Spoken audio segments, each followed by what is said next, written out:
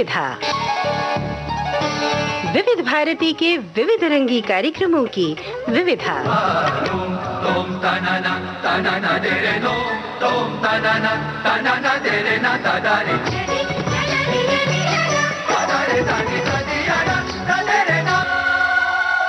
आइए आज सुनते हैं गुरुदेव रवींद्रनाथ टैगोर की लिखी कहानी पत्नी का पत्र। वाचन स्वर आपकी रेडियो सखी ममता सिंह का।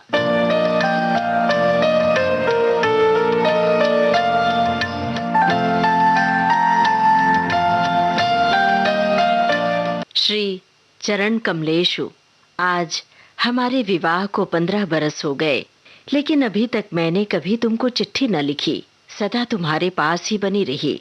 न जाने कितनी बातें कहती सुनती रही, पर चिट्ठी लिखने लायक दूरी कभी नहीं मिली। आज मैं श्री क्षेत्र में तीर्थ करने आई हूँ। तुम अपने ऑफिस के काम में लगे हुए हो। कलकत्ता के साथ तुम्हारा वही संबंध है जो घोंघे के साथ शंख का होता है। वो तुम्हारे तन मन से चिपक गया है, इसलिए तुमने ऑफिस में छुट्टी की दरख्वास्त नहीं दी। विधाता की यही इच्छा थी। उन्होंने मेरी छुट्टी की दरख्वास्त मंजूर कर ली। तुम्हारे घर की मछली बहू हूँ मैं। पर आज 15 बरस बाद इस समुद्र के किनारे खड़े होकर मैं जान पाई हूँ कि अपने जगत और जगदीश्वर के साथ मेरा एक संबंध और भी है। इसलिए आज साहस करके ये चिट्ठी लिख रही हूँ। इसे तुम अपने घर की मछली बहू की ही चिट्ठी मत समझना। तुम लोगों के साथ मेरे संबंध की बात जिन्होंने मेरे भाग्य में लिखी थी, उन्हें छोड़कर जब इस संभावना का और किसी को पता न था, उसी शैशव काल में मैं और मेरा भाई एक साथ ही सन्निपात के ज्वर से पीड़ित हुए थे। भाई तो मारा गया, पर मैं बची रही। मोहल्ले की औरतें कहने लगीं, अरे मृणाल लड़की है ना, इसीलिए बच गई। लड़का होती तो क्या भला बच सकती थी? चोरी की कला में यमराज भी निपुण हैं। उनकी नजर कीमती चीज पर ही पड़ती है।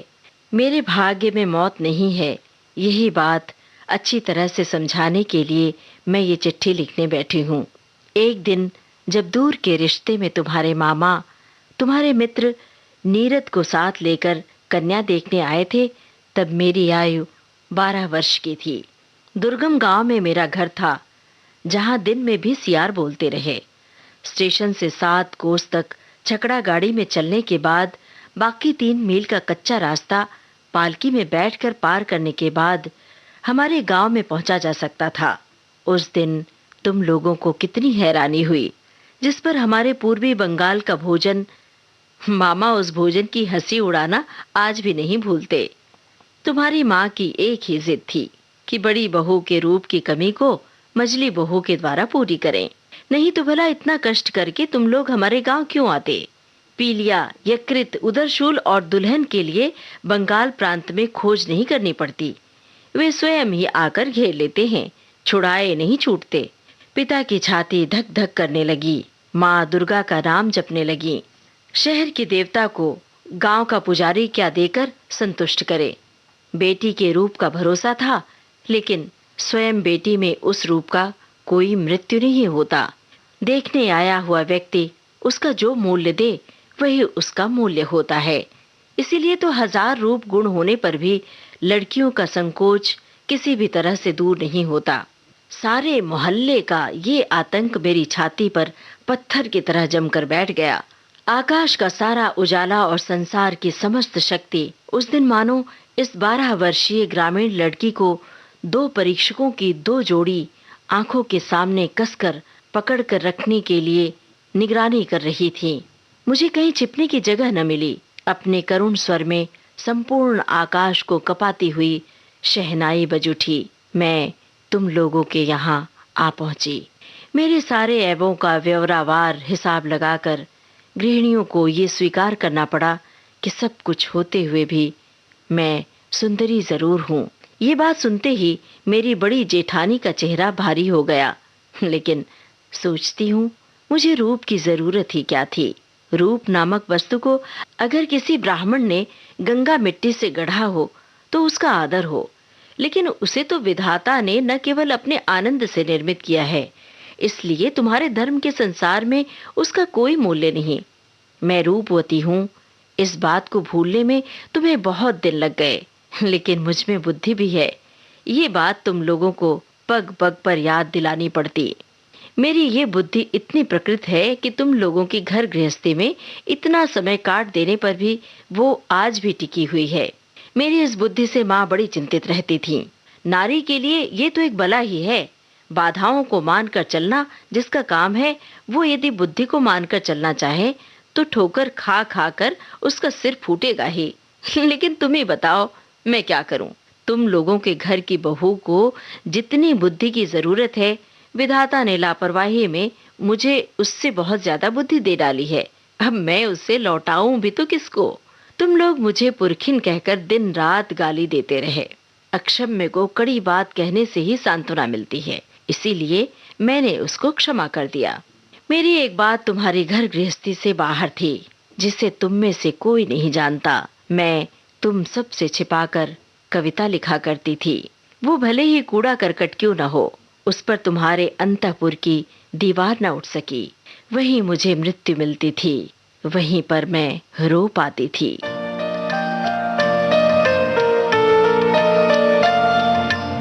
आप सुन रहे हैं कहानी पत्नी का पत्र, लेखक गुरुदेव रवींद्रनाथ टैगोर। मेरे भीतर तुम लोगों की मछली बहू के अतिरिक्त जो कुछ था, उसे तुम लोगों ने कभी पसंद ही नहीं किया। क्योंकि उसे तुम लोग पहचान भी नहीं पाए। मैं कवि हूं, ये बात 15 बरस में भी तुम लोगों की पकड़ में नहीं आई। तुम लोगों के घर की प्रथम स्मृतियों में मेरे मन में जो सबसे ज्यादा जगती रहती है, वो है तुम लोगों की गौशाला। अंतःपुर को जाने वाले जीने के बगल के कोठे में तुम लोगों की गौवें रहती हैं। सामने के आंगन को छोड़कर उनके हिलने डुलने के लिए और कोई जगह नहीं थी। आंगन के कोने में गायों को भूसा देने के लिए काठ की नींद थी। सवेरे नौकर तरह तरह के काम करते रहते, इसलिए भूखी गायें नांद के किनारों को चाट चाट कर, चबा चबा कर खुरच देती, और मेरा मन इसे देखकर रोने लगता था। और मैं, गांव गंवई की बेटी, जिस दिन पहली बार तुम्हारे घर में आई, उस दिन उस बड़े शहर के बीच मुझे वे 2 गायें और 3 बछड़े चिरपरिचित आत्मीय जैसे जान पड़े। जितने दिन मैं रही, बहू रही, खुद न खाकर छिपा छिपा कर मैं उन्हें खिलाती रही। जब बड़ी हुई, तब गौओं के प्रति मेरी प्रत्यक्ष ममता देखकर मेरे साथ हंसी मजाक का संबंध रखने वाले लोग मेरे गोत्र के बारे में संदेह प्रकट करते रहे। मेरी बेटी जन्मते ही मर गई। जाते समय उसने साथ चलने के लिए मुझे भी पुकारा था। अगर वो बच्ची रहती तो मेरे जीवन में जो कुछ महान है, जो कुछ सत्य है, वो सब मुझे ला देती। तब मैं मझली बहू से एकदम मां बन जाती। गृहस्थी में बंधी रहने पर भी मां विश्व भर की मां होती है। पर मुझे मां होने की वेदना ही मिली, सिर्फ वेदना। मातृत्व की मुक्ति प्राप्त नहीं हुई।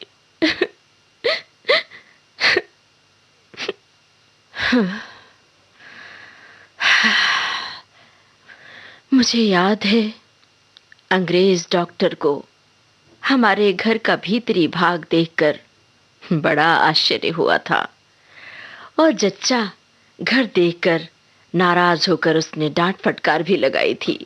सदर में तो तुम लोगों का छोटा सा बाग है, कमरे में भी साज श्रृंगार की कोई कमी नहीं, पर भीतर का भाग मानो पश्मीने के काम की उल्टी परत हो। वहां न कोई लज्जा है, न सौंदर्य, न श्रृंगार। उजाला वहां टिमटिमाता रहता है। हवा चोर की भांति प्रवेश करती है। आंगन का कूड़ा करकट हटने का नाम ही नहीं लेता। फर्श और दीवार पर कालिमा अक्षय बनकर विराजती है। लेकिन डॉक्टर ने एक भूल की थी। उसने सोचा था कि शायद इससे हमको रात दिन दुख होता होगा। बात बिल्कुल उल्टी है। अनादर नाम की चीज राख की तरह होती है। वो शायद भीतर ही भीतर आग को बनाए रहती है, लेकिन ऊपर से उसके ताप को प्रकट नहीं होने देती। जब आत्मसम्मान घट जाता है, तब अनादर में अन्याय भी नहीं दिखाई देता। इसीलिए उसकी पीड़ा नहीं होती। यही कारण है कि नारी दुख का अनुभव करने में ही लज्जा पाती है। इसीलिए मैं कहती हूं, अगर तुम लोगों की व्यवस्था यही है कि नारी दुख को पाना ही होगा, तो फिर जहां तक संभव हो उसे अनादर में रखना ही ठीक है। हाँ, आदर से दुख की व्यथा और बढ़ जाती है। तुम मुझे चाहे जैसे रखते रहे, मुझे दुख है। ये बात कभी मेरे ख्याल में ही नहीं आई। घर में जब सिर पर मौत मंडराने लगी थी, तब भी मुझे कोई डर नहीं लगा। हमारा जीवन ही क्या है कि मौत से डरना पड़े? जिनके प्राणों को आदर और यत्न से कसकर बांध लिया गया हो, मरने में उन्हीं को कष्ट होता है। उस दिन अगर यमराज मुझे घसीटने लगते, तो मैं उसी तरह उखड़ आती जिस तरह पोली जमीन से घास बड़ी आसानी से जड़ समेत खिंच आती है। बंगाल की बेटी तो बात बात में मरना चाहती है, लेकिन इस तरह मरने में कौन सी बहादुरी है भला? हम लोगों के लिए मरना इतना आसान है कि मरते लज्जा आती है। मेरी बेटी संध्या तारा की तरह क्षण भर के लिए उदित होकर अस्त हो गई। मैं फिर से अपने दैनिक कामों में और गाय बछड़ों में लग गई। इसी तरह मेरा जीवन आखिर तक जैसे तैसे कट जाता। आज तुम्हें ये चिट्ठी लिखने की जरूरत न पड़ती। लेकिन कभी कभी हवा एक मामूली सा बीज उड़ा कर ले जाती है और पक्के दालान में पीपल का अंकुर फूट उठता है, और होते होते उसी से लकड़ी पत्थर की छाती विदीर्ण होने लग जाती है। मेरी गृहस्थी की पक्की व्यवस्था में भी जीवन का एक छोटा सा कण न जाने कहां से उड़कर आ पड़ा। तभी से दरार शुरू हो गई।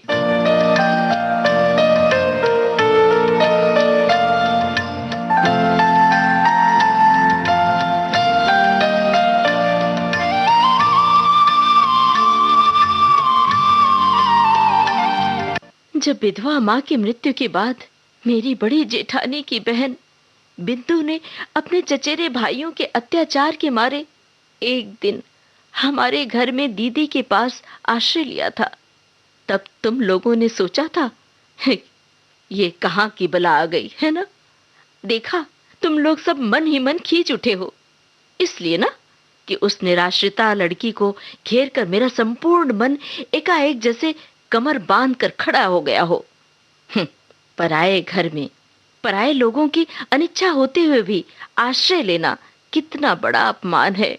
यहाँ ये अपमान भी जिसे विवश होकर स्वीकार करना पड़ा हो, उसे क्या धक्का देकर एक कोने में डाल दिया जाता है? हाँ, बाद में मैंने अपनी बड़ी जेठानी की दशा देखी।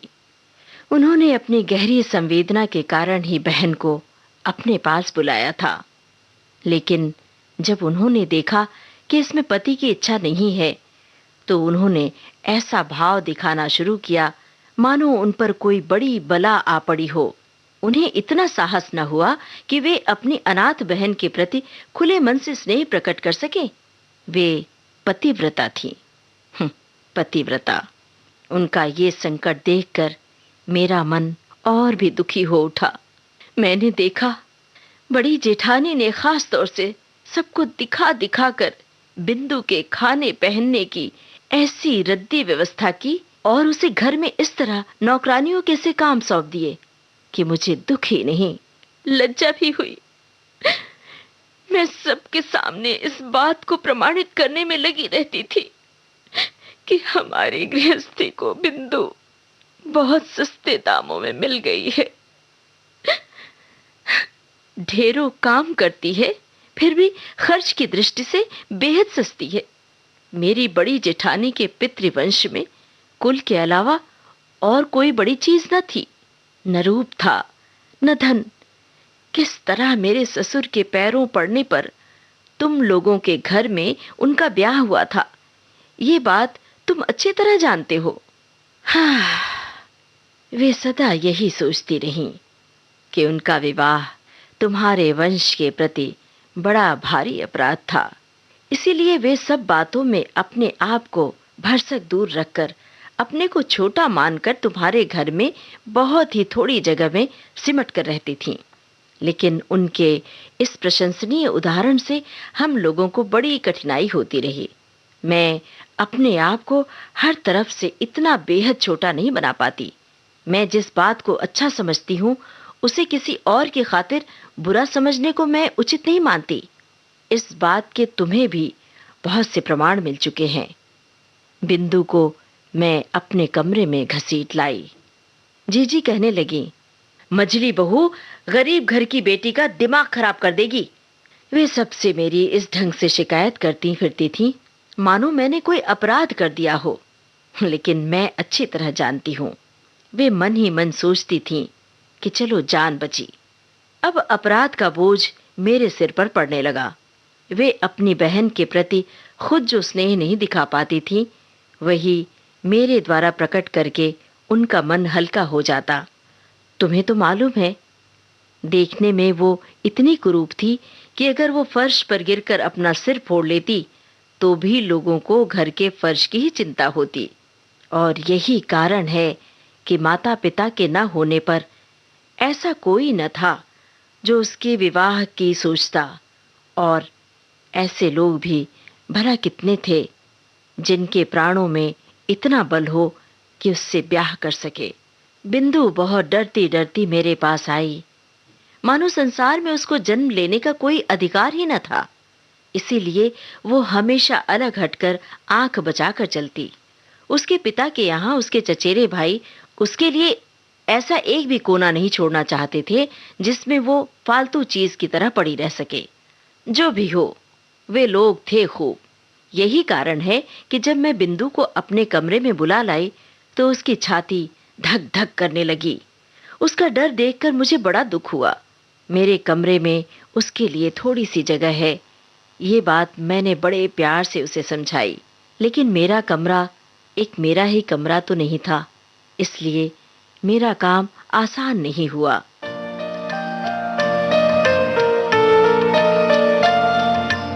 आप सुन रहे हैं कहानी पत्नी का पत्र, लेखक गुरुदेव रवींद्रनाथ टैगोर। मेरे पास 2-4 दिन रहने पर ही उसके शरीर में न जाने लाल लाल क्या निकल आया। शायद घमौरी रही होगी या ऐसा ही कुछ होगा। तुमने कहा शीतला, क्यों न हो, वो बिंदु थी ना। तुम्हारे मोहल्ले के एक अनाड़ी डॉक्टर ने आकर बताया। 2-1 दिन और देखे बिना ठीक से कुछ नहीं कहा जा सकता, लेकिन 2-1 दिन तक धीरज किसको होता। बिंदु तो अपनी बीमारी की लज्जा से ही मरी जा रही थी। मैंने कहा, शीतला है तो है, इसमें क्या, मैं उसे अपने जच्चा घर में लिवा ले जाऊंगी और किसी को कुछ करने की जरूरत नहीं। इस बात पर जब तुम सब लोग मेरे ऊपर भड़क कर क्रोध की मूर्ति बनकर गए, यही नहीं, जब बिंदु की जीजी भी बड़ी परेशानी दिखाती हुई उस अभागी लड़की को अस्पताल भेजने का प्रस्ताव करने लगी, तभी उसके शरीर के वे सारे लाल लाल दाग एकदम विलीन हो गए। मैंने देखा कि इस बात से तुम लोग और भी व्यग्र हो उठे। कहने लगे, अब तो वाकई शीतला बैठ गई है। क्यों? क्योंकि वो बिंदु थी ना। अनादर के पालन पोषण में एक बड़ा गुण है, शरीर को वो एकदम अजर अमर कर देता है। बीमारी आने का नाम नहीं लेती। मरने के सारे आम रास्ते बिल्कुल बंद हो जाते हैं। इसीलिए रोग उसके साथ मजाक करके चला गया। हुआ कुछ नहीं, लेकिन ये बात अच्छी तरह स्पष्ट हो गई कि संसार में ज्यादा साधनहीन व्यक्ति को आश्रय देना ही सबसे कठिन है। आश्रय की आवश्यकता उसको जितनी अधिक होती है, आश्रय की बाधाएं भी उसके लिए उतनी ही विषम होती हैं। बिंदु के मन से जब मेरा डर जाता रहा, तब उसको एक और कुग्रह ने पकड़ लिया। वो मुझे इतना प्यार करने लगी कि मुझे डर होने लगा। स्नेह की ऐसी मूर्ति तो संसार में पहले कभी नहीं देखी। बहुत दिनों से ऐसी कोई घटना नहीं हुई थी कि मुझे अपने रूप की बात याद आती। अब इतने दिनों बाद ये कुरूप लड़की मेरे उस रूप के पीछे पड़ गई। दिन रात मेरा मुंह देखते रहने पर भी उसकी आंखों की प्यास नहीं बुझती थी। कहती, जीजी, तुम्हारा ये मुंह मेरे अलावा और कोई नहीं देख पाता। जिस दिन मैं स्वयं ही अपने केश बांध लेती, उस दिन वो बहुत रूठ जाती। अपने हाथों से मेरे केश भार को हिलाने डुलाने में उसे बड़ा आनंद आता। कभी कहीं दावत में जाने के अतिरिक्त और कभी मुझे साज श्रृंगार की जरूरत ही नहीं पड़ती थी। लेकिन बिंदु मुझे तंग कर करके थोड़ा बहुत सजाती रहती। वो लड़की मुझे लेकर बिल्कुल पागल हो गई थी। तुम्हारे घर के भीतरी हिस्से में कहीं रत्ती भर भी मिट्टी ना थी। उत्तर की ओर की दीवार में नाली के किनारे न जाने कैसे एक गाब का पौधा निकला। जिस दिन देखती कि उस गाब के पौधे में नई लाल लाल कोपलें निकल आई हैं, उसी दिन जान पड़ता कि धरती पर बसंत आ गया है। और जिस दिन मेरी घर गृहस्थी में जुटी हुई इस अनाहत लड़की के मन का ओर छोर किसी तरह रंग उठा, उस दिन मैंने जाना कि हृदय के जगत में भी बसंत की हवा बहती है। बिंदु के स्नेह के दुसह वेग ने मुझे अधीर कर डाला था। मैं मानती हूँ कि मुझे कभी कभी उस पर क्रोध आ जाता, लेकिन उस स्नेह में मैंने अपना एक ऐसा रूप देखा जो जीवन में मैं पहले कभी नहीं देख पाती थी। वही मेरा मुख्य स्वरूप है। इधर मैं बिंदु जैसी लड़की को जो इतना लाड प्यार करती थी, ये बात तुम लोगों को बड़ी ज्यादती लगी। इसे लेकर बराबर खटपट होने लगी। जिस दिन मेरे कमरे से बाजूबंद चोरी हुआ, उस दिन इस बात का आभास देते हुए तुम लोगों को तनिक भी लज्जा न आई कि इस चोरी में किसी न किसी रूप में बिंदु का हाथ है। जब स्वदेशी आंदोलनों में लोगों के घर की तलाशियां होने लगी, तब तुम लोग अनायास ही ये संदेह कर बैठे कि बिंदु पुलिस द्वारा रखी गई स्त्री गुप्तचर है। इसका और कोई प्रमाण न था। प्रमाण बस इतना ही था कि वो बिंदु थी। तुम लोगों के घर की दासियां उनका कोई भी काम करने से इनकार कर देती थी। उनमें से किसी से अपने काम के लिए कहने में वो लड़की भी संकोच के मारे जड़वत हो जाती थी। इन्हीं सब कारणों से उसके लिए मेरा खर्च बढ़ गया। मैंने खास तौर से अलग से एक दासी रख ली। ये बात तुम लोगों को अच्छी नहीं लगी। बिंदु को पहनने के लिए मैं जो कपड़े देती थी, उन्हें देखकर तुम इतने क्रुद्ध हुए कि तुमने मेरे हाथ खर्च के रुपए ही बंद कर दिए। दूसरे ही दिन से मैंने ₹1.25 जोड़े की मोटी कोरी मिल की धोती पहनना शुरू कर दिया।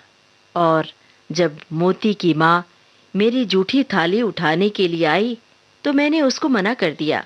मैंने खुद जूठा भात बछड़े को खिलाने के बाद आंगन के नल पर जाकर बर्तन मल लिए। एक दिन एकाएक इस दृश्य को देखकर तुम प्रसन्न न हो सके। मेरी खुशी के बिना तो काम चल सकता है, पर तुम लोगों की खुशी के बिना नहीं चल सकता। ये बात आज तक मेरी समझ में नहीं आई। एक बात याद करके मुझे आश्चर्य होता रहा है कि तुम लोगों ने बिंदु को जबरदस्ती अपने घर से विदा क्यों नहीं कर दिया। मैं अच्छी तरह समझती हूँ कि तुम लोग मन ही मन मुझसे डरते थे। विधाता ने मुझे बुद्धि दी है। भीतर ही भीतर इस बात को माने बगैर तुम लोगों को चैन नहीं पड़ता था। अंत में अपनी शक्ति से बिंदु को विदा करने में असमर्थ होकर तुम लोगों ने प्रजापति देवता की शरण ली।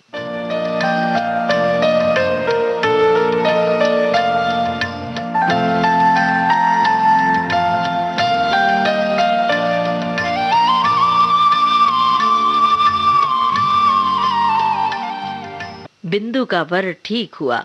बड़ी जेठानी बोली, हाँ, जान बची। माँ काली ने अपने वंश की लाज रख ली। वर कैसा था मैं नहीं जानती, तुम्ही लोगों से सुना था कि सब बातों में अच्छा है। बिंदु मेरे पैरों से लिपटकर रोने लगी थी। बोली थी, जीजी जीजी, मेरा ब्याह क्यों करवा रही हो भला, बोलो। मैंने उसे समझाते बुझाते कहा था, बिंदु डर मत, मैंने सुना है तेरा वर बहुत अच्छा है। बिंदु बोली थी, अगर वर अच्छा है तो मुझ में भला ऐसा क्या है जो उसे पसंद आ सके। लेकिन वर पक्ष वालों ने तो बिंदु को देखने के लिए आने का नाम भी न लिया। बड़ी जीजी इससे बड़ी निश्चिंत हो गईं, लेकिन बिंदु रात दिन रोती रही, चुप होने का नाम ही न लेती थी। उसको क्या कष्ट है ये मैं जानती थी। बिंदु के लिए मैंने घर में बहुत बार झगड़ा किया था, लेकिन उसका ब्याह रुक जाए ये बात कहने का साहस नहीं होता था। कहती भी किस बल पर, मैं अगर मर जाती तो उसकी क्या दशा होती। एक तो लड़की, उस पर काली, जिसकी यहाँ जा रही है वहां उसकी क्या दशा होगी। इन बातों की चिंता न करना ही अच्छा था। सोचती तो प्राण कांप उठते। बिंदु ने कहा, जीजी, ब्याह के अभी 5 दिन और हैं। इस बीच क्या मुझे मौत नहीं आएगी। मैंने उसे खूब धमकाया, लेकिन अंतर्यामी जानते हैं कि अगर किसी स्वाभाविक ढंग से बिंदु की मृत्यु हो जाती तो मुझे चैन मिलता। ब्याह के 1 दिन पहले बिंदु ने अपनी जीजी के पास जाकर कहा, जीजी, मैं तुम लोगों की गौशाला में पड़ी रहूंगी, जो कहोगी वही करूंगी। मैं तुम्हारे पैरों पड़ती हूं, मुझे इस तरह मत धकेलो, मत धकेलो मुझे। कुछ दिनों से जीजी की आंखों से चोरी चोरी आंसू झर रहे थे। उस दिन भी झरने लगे, लेकिन सिर्फ हृदय ही तो नहीं होता, शास्त्र भी तो है। उन्होंने कहा, बिंदु जानती नहीं, स्त्री की गति मुक्ति सब कुछ पति ही है। भाग्य में अगर दुख लिखा है तो उसे कोई नहीं मिटा सकता। असली बात तो ये थी कि कहीं कोई रास्ता ही न था। बिंदु को ब्याह तो करना ही पड़ेगा, फिर जो हो सो हो। मैं चाहती थी कि विवाह हमारे ही घर से हो, लेकिन तुम लोग कह बैठे वर के ही घर में हो। उनके कुल की यही रीति है। मैं समझ गई, बिंदु के ब्याह में अगर तुम लोगों को खर्च करना पड़ा तो तुम्हारे गृह देवता उसे किसी भी भांति नहीं सह सकेंगे, इसलिए चुप रह जाना पड़ा। लेकिन एक बात तुम में से कोई नहीं जानता। जीजी को बताना चाहती थी, पर फिर बताई नहीं, नहीं तो वे डर से मर जाती। मैंने अपने थोड़े बहुत गहने लेकर चुपचाप बिंदु का श्रृंगार कर दिया था। सोचा था जीजी की नजर में तो जरूर ही पड़ जाएगा, लेकिन उन्होंने जैसे देखकर भी नहीं देखा। दुहाई दी धर्म की, इसके लिए तुम उन्हें क्षमा कर देना। जाते समय बिंदु मुझसे लिपट कर बोली, जीजी, तो क्या तुम लोगों ने मुझे एकदम त्याग दिया? मैंने कहा, नहीं बिंदु, तुम चाहे जैसी हालत में रहो, प्राण रहते मैं तुम्हें कभी नहीं त्याग सकती। 3 दिन बीते, तुम्हारे ताल्लुके के लोगों ने तुम्हें खाने के लिए जो दिया था उसे मैंने तुम्हारे जठराग्नि से बचाकर नीचे वाली कोयले की कोठरी के एक कोने में रख दिया था। सवेरे उठते ही मैं खुद जाकर उसको दाना खिला आती। 2-1 दिन तुम्हारे नौकरों पर भरोसा करके देखा, उसे खिलाने की बजाय उनका झुकाव उसी को खा जाने की ओर ज्यादा था। उस दिन सवेरे कोठरी में गई तो देखा बिंदु एक कोने में गुड़मुड़ होकर बैठी हुई है।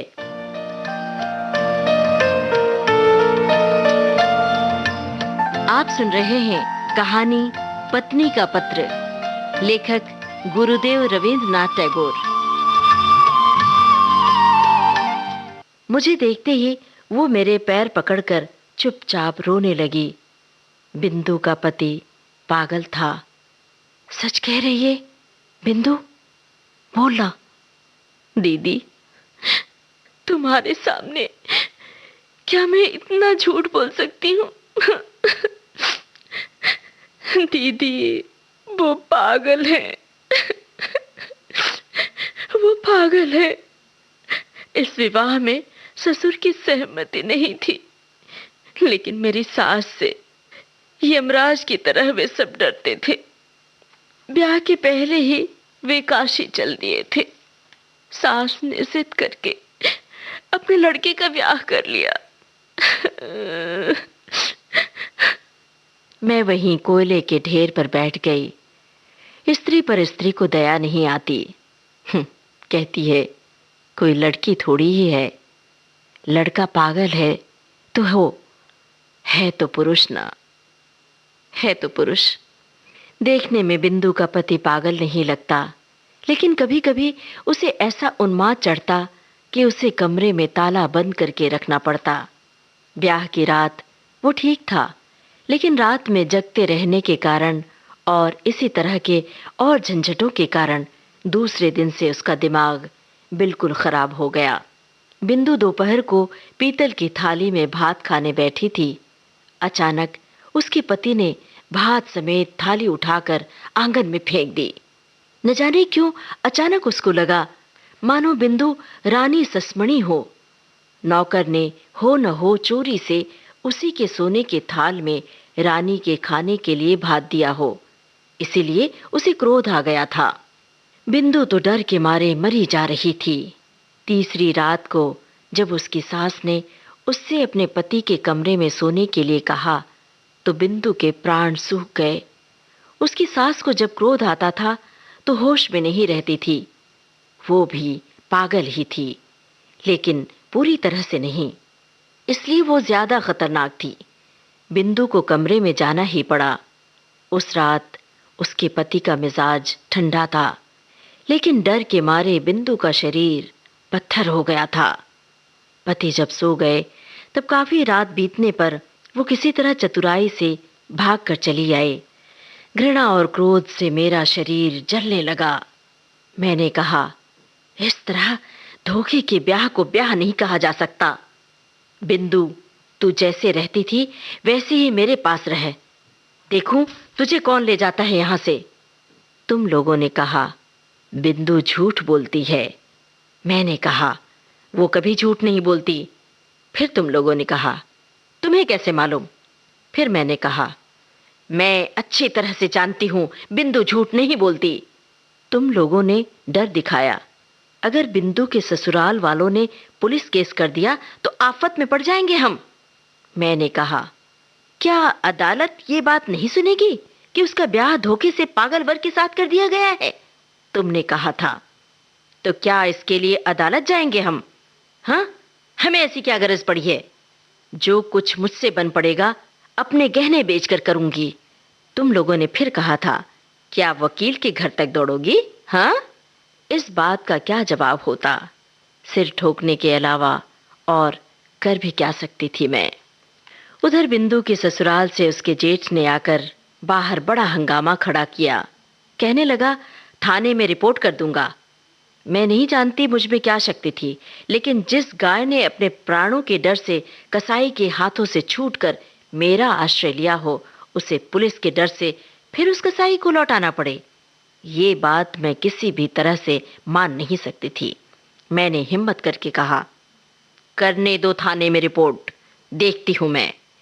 इतना कहकर मैंने सोचा कि अब बिंदु को अपने सोने के कमरे में ले जाकर कमरे में ताला लगाकर बैठ जाऊं, लेकिन खोजा तो बिंदु का कहीं पता नहीं। जिस समय तुम लोगों से मेरी बहस चल रही थी, उसी समय बिंदु ने स्वयं बाहर निकलकर अपने जेठ को आत्मसमर्पण कर दिया था। वो समझ गई थी कि अगर वो इस घर में रही तो बड़ी आफत में पड़ जाऊंगी मैं। बीच में भाग आने से बिंदु ने अपना दुख और भी बढ़ा लिया। उसकी सास का तर्क था कि उनका लड़का उसको खाए तो नहीं जा रहा था ना। संसार में बुरे पति के उदाहरण दुर्लभ नहीं है। उनकी तुलना में तो उनका लड़का सोने का चांद था। मेरी बड़ी जेठानी ने कहा, जिसका भाग्य ही खराब हो उसके लिए रोने से क्या फायदा भला।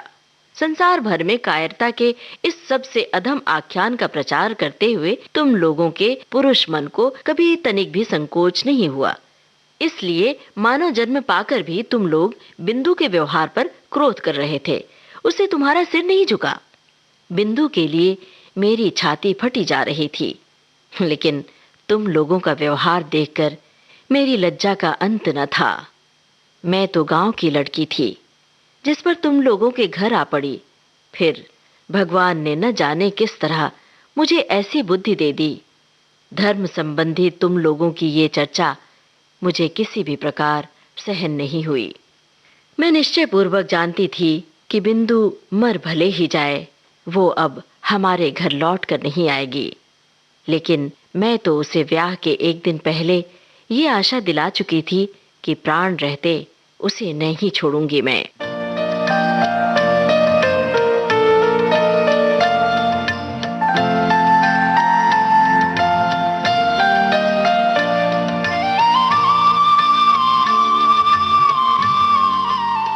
मेरा छोटा भाई शरद कलकत्ता में कॉलेज में पढ़ता था।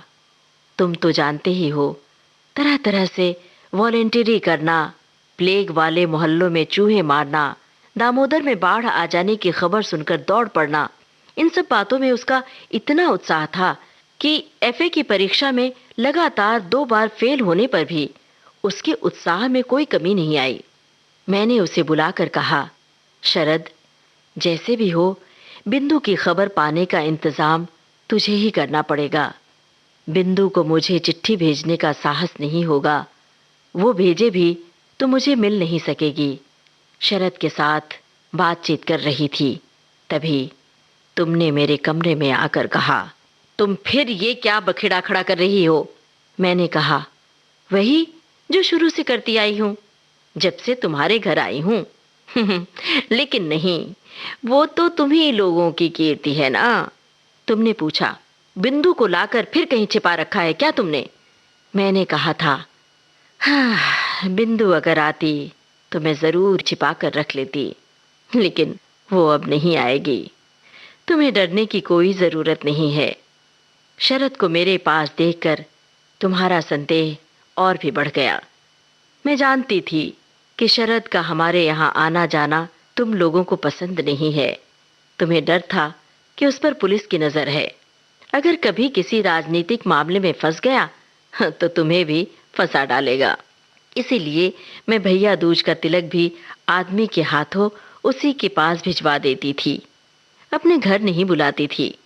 एक दिन तुमसे सुना कि बिंदु फिर भाग गई है, इसीलिए उसका जेठ हमारे घर उसे खोजने आया है। सुनते ही मेरी छाती में शूल चुभ गया। अभागिनी का असह्य कष्ट तो मैं समझ गई, पर फिर भी कुछ करने का कोई रास्ता नहीं था। शरद पता करने दौड़ा। शाम को लौटकर उसने मुझसे बोला, बिंदु अपने चचेरे भाइयों के यहाँ गई थी, लेकिन उन्होंने अत्यंत क्रुद्ध होकर उसी वक्त उसे फिर ससुराल पहुंचा दिया। इसके लिए उन्हें हर जाने का और गाड़ी के किराए का जो दंड भोगना पड़ा, उसकी खार अब भी उनके मन से नहीं गई है। श्री क्षेत्र की तीर्थ यात्रा करने के लिए तुम लोगों की काकी तुम्हारे यहाँ आकर ठहरी। मैंने तुमसे कहा मैं भी जाऊंगी। अचानक मेरे मन में धर्म के प्रति ये श्रद्धा देखकर तुम इतने खुश हुए कि तुमने तनिक भी आपत्ति नहीं की। तुम्हें इस बात का भी ध्यान था कि अगर मैं कलकत्ता में रही तो फिर किसी न किसी दिन बिंदु को लेकर झगड़ा कर बैठूंगी। मेरे मारे तुम्हें बड़ी परेशानी थी। मुझे बुधवार को चलना था, रविवार को ही सब ठीक ठाक हो गया। मैंने शरद को बुलाकर कहा, जैसे भी हो बुधवार को पूरी जाने वाली गाड़ी में तुझे बिंदु को चढ़ा ही देना पड़ेगा। शरद का चेहरा खिल उठा था। वो बोला, डर की कोई बात नहीं जीजी, मैं उसे गाड़ी में बिठाकर पुरी तक चला चलूंगा। इसी बहाने जगन्नाथ जी के दर्शन भी हो जाएंगे। उसी दिन शाम को शरद फिर आया। उसका मुंह देखते ही मेरा दिल बैठ गया। मैंने पूछा, क्या बात है शरद? शायद कोई रास्ता नहीं निकला। वो बोला, नहीं, ऐसा नहीं है। मैंने पूछा, क्या उसे राजी नहीं कर पाए?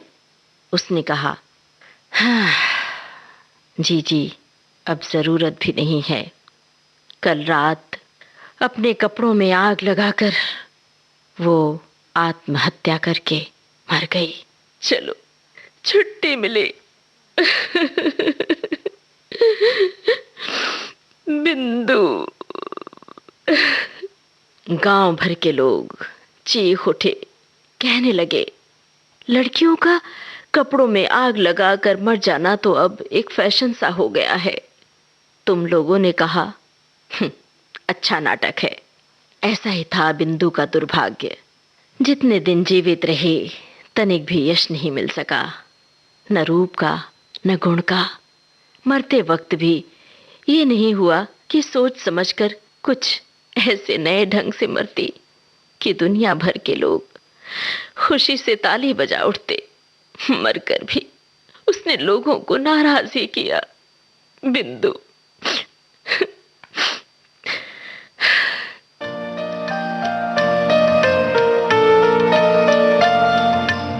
आप सुन रहे हैं कहानी पत्नी का पत्र, लेखक गुरुदेव रवींद्रनाथ टैगोर।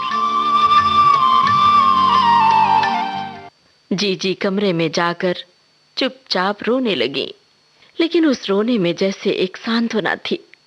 कुछ भी सही, जान तो बची, मर गई, यही क्या कम है।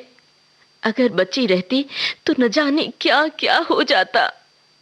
मैं तीर्थ में आ पहुंची हूं। बिंदु के आने की तो जरूरत ही न रही, लेकिन मुझे जरूरत थी। लोग जिसे दुख मानते हैं वो तुम्हारी गृहस्थी में मुझे कभी नहीं मिला। तुम्हारे यहाँ खाने पहनने की कोई कमी नहीं। तुम्हारे बड़े भाई का चरित्र चाहे जैसा हो, तुम्हारे चरित्र में ऐसा कोई दोष नहीं जिसके लिए विधाता को बुरा कह सकूं। वैसे अगर तुम्हारा स्वभाव तुम्हारे बड़े भाई की तरह भी होता तो भी शायद मेरे दिन करीब करीब ऐसे ही कट जाते और मैं अपनी सती साध्वी बड़ी जेठानी की तरह पति देवता को दोष देने की बजाय विश्व देवता को ही दोष देने की चेष्टा करती। इसलिए मैं तुमसे कोई शिकायत नहीं करना चाहती। मेरी चिट्ठी का कारण ये नहीं है, लेकिन मैं अब माखन बड़ाल की गली के तुम्हारे उस 27 नंबर वाले घर में लौटकर नहीं जाऊंगी। मैं बिंदु को देख चुकी हूँ। इस संसार में नारी का सच्चा परिचय क्या है ये मैं पा चुकी हूँ। अब तुम्हारी कोई जरूरत नहीं। और फिर मैंने ये भी देखा है कि वो लड़की ही क्यों न हो, भगवान ने उसका त्याग नहीं किया। उस पर तुम लोगों का चाहे कितना ही जोर क्यों न रहा हो, वो उसका अंत नहीं था। वो अपने अभागे मानव जीवन से बड़ी थी। तुम लोगों के पैर इतने लंबे नहीं थे कि तुम मनमाने ढंग से अपने हिसाब से उसके जीवन को सदा के लिए उनसे दबाकर रख सकते। मृत्यु तुम लोगों से भी बड़ी है। अपनी मृत्यु में वो महान है। वहां बिंदु केवल बंगाली परिवार की लड़की नहीं है, केवल चचेरे भाइयों की बहन नहीं है, केवल किसी अपरिचित पागलपति की प्रवंचिता पत्नी नहीं है। वहां वो अनंत है।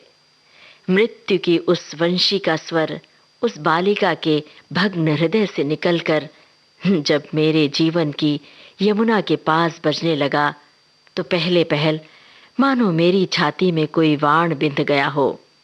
मैंने विधाता से प्रश्न किया, भगवान, इस संसार में जो सबसे अधिक तुच्छ है वही सबसे अधिक कठिन क्यों है?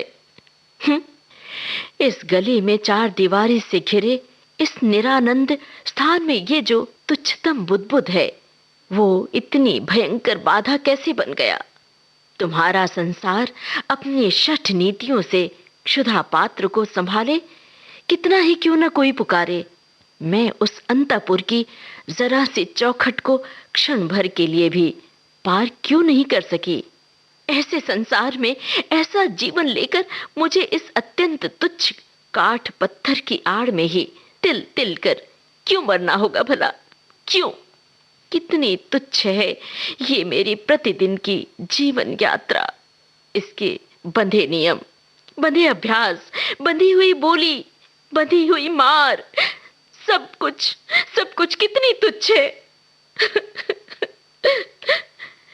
फिर भी क्या अंत में दीनता के उस नागपाश बंधन की जीत होगी और तुम्हारे अपने इस आनंद लोक की, इस सृष्टि की हार। लेकिन मृत्यु की बंसी बजने लगी। कहाँ गई राजमिस्त्रियों की बनाई हुई वो दीवार? कहाँ गया तुम्हारे घोर नियमों से बंधा वो कांटों का घेरा? कौन सा है वो दुख, कौन सा है वो अपमान जो मनुष्य को बंदी बनाकर रख सकता है? ये लो, मृत्यु के हाथ में जीवन की जय पताका उड़ रही है। अरे मछली बहू, तुझे डरने की अब कोई जरूरत नहीं। मछली बहू के इस तेरे खोल को छिन्न होते एक निमेष भी नहीं लगा। तुम्हारी गली का अब मुझे कोई डर नहीं। आज मेरे सामने नीला समुद्र है, मेरे सिर पर आषाढ़ के बादल। तुम लोगों की रीति नीति के अंधेरे ने मुझे अब तक ढक के रखा था। बिंदु ने आकर क्षण भर के लिए उस आवरण के छेद में से मुझे देख लिया। वही लड़की अपने मृत्यु द्वारा सिर से पैर तक मेरा वो आवरण उघाड़ दिया। आज बाहर आकर देखती हूँ, अपना गौरव रखने के लिए कहीं जगह ही नहीं है। मेरा ये अनाहत रूप, जिनकी आंखों को भाया है, वे सुंदर आज संपूर्ण आकाश से मुझे निहार रहे हैं। अब मछली बहू की खैर नहीं। तुम सोच रहे होगे मैं मरने जा रही हूँ। नहीं, डरने की कोई बात नहीं। तुम लोगों के साथ मैं ऐसा पुराना मजाक नहीं करूंगी। मीराबाई भी तो मेरी ही तरह नारी थी। उनकी जंजीरें भी तो कम भारी नहीं थी। मीराबाई ने अपने गीत में कहा था, बाप छोड़े माँ छोड़े, जहाँ कहीं भी जो भी है सब छोड़े। लेकिन मीरा की लगन वहीं रहेगी प्रभु। अब जो होना है सो ये लगन ही तो जीवन है। मैं अभी जीवित रहूंगी। मैं बच गई हूँ। जीवित रहूंगी मैं, जीवित रहूंगी। तुम लोगों के चरणों के आश्रय से छूटी हुई मैं जीवित रहूंगी।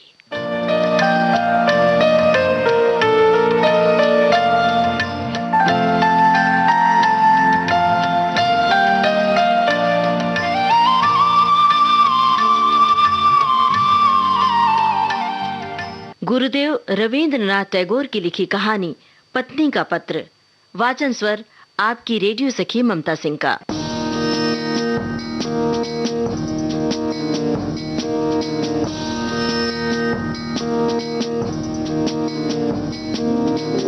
যদি তোর ডাক শুনে কেউ আসে তবে একলা চলো রে। যদি তোর ডাক শুনে কেউ আসে তবে একলা চলো রে। একলা চলো, একলা চলো, একলা চলো, একলা চলো রে। যদি তোর ডাক শুনে কেউ আসে তবে একলা চলো রে।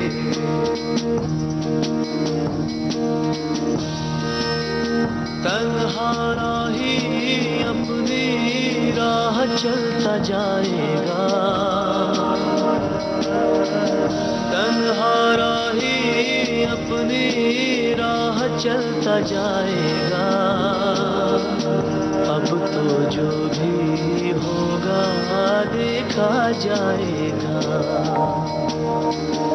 अब तो जो भी होगा देखा जाएगा। तन्हा राही अपनी राह चलता जाएगा, तन्हा राही अपनी राह चलता जाएगा, अब तो जो भी होगा देखा जाएगा।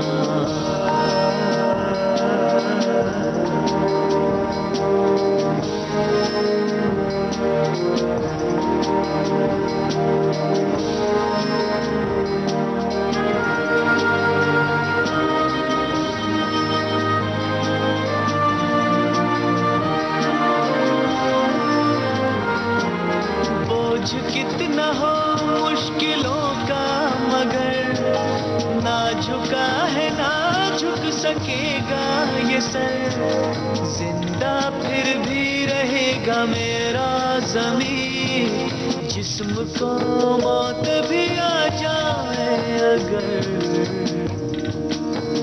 तन्हा राही अपनी राह चलता जाएगा,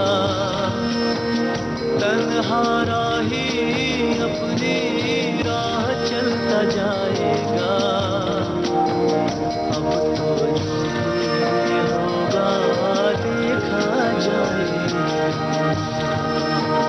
যদি তোর ডাক শুনে কেউ না আসে তবে একলা চলে, যদি তোর ডাক শুনে কেউ না আসে তবে একলা চলে, একলা চলো একলা চলো একলা চলো একলা চলো, যদি তোর ডাক শুনে কেউ না আসে তবে একলা চলো।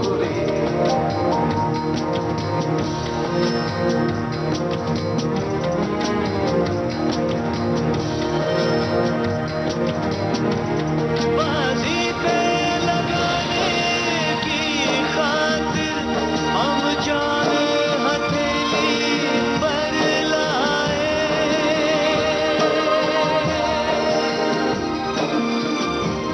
बाजी पे लगाने की खातिर हम जाने हथेली पर लाए, अब चाहे जिए अब चाहे मरे, जो होना है वो हो जाए, अब चाहे जिए अब चाहे मरे, जो होना है वो हो जाए।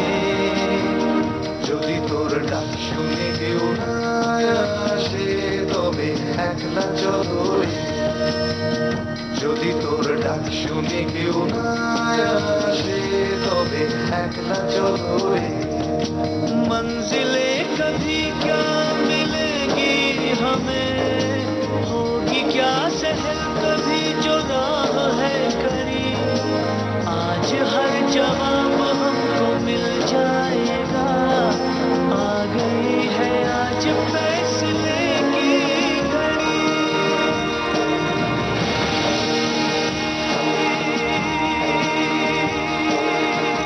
तन्हा राही अपनी राह चलता जाएगा,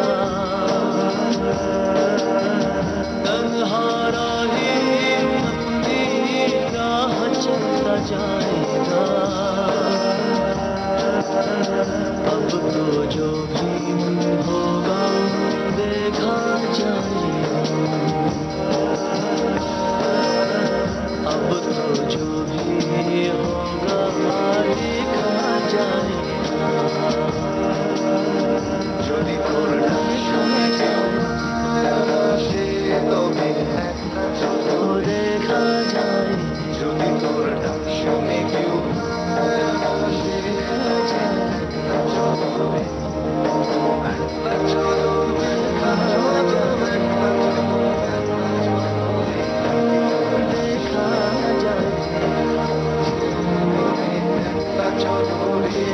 जाएगा। इस कार्यक्रम के प्रस्तुतकर्ता हर्षवर्धन गवई। ये थी विविध भारती के विविध रंगी कार्यक्रमों की विविधा।